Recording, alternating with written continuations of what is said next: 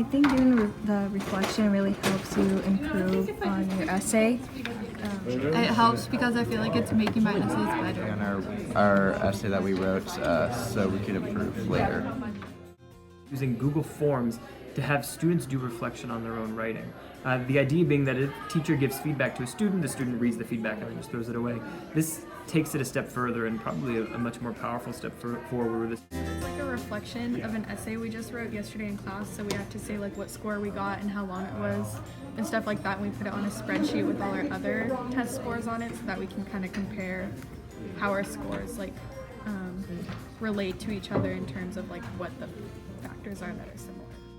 The student gets their writing back with the teacher's reflection and then is responsible for taking account of their own reflection, both that the teacher gave, but then reflection that they themselves see needs a little bit of work. Problems, the questions that you did well at, and then you have to talk about the problems that you struggle at, and this will help our teacher to know what we need help So what they do is they'll get their essay back with some comments, and then they'll open up a pre-made Google form and fill it out, answering questions like what score did you receive, what was your opening paragraph like, and then they go back into their document itself and actually highlight specific evidence that they had, and then reflect on the amount of highlights. Was there a lot of evidence?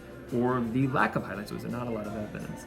And then the nice thing about Google Forms is after they're done, they can press a little button and it exports their data on their reflection to a Google spreadsheet. And every time they do that with every essay, it exports into the same Google spreadsheet so that they can see progress and they can track their own work over time.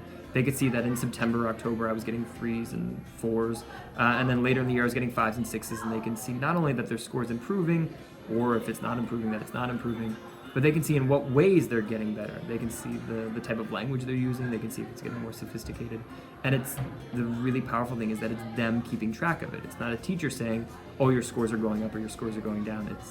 It's they who can see that for themselves. So the reflection is basically looking back at what you did.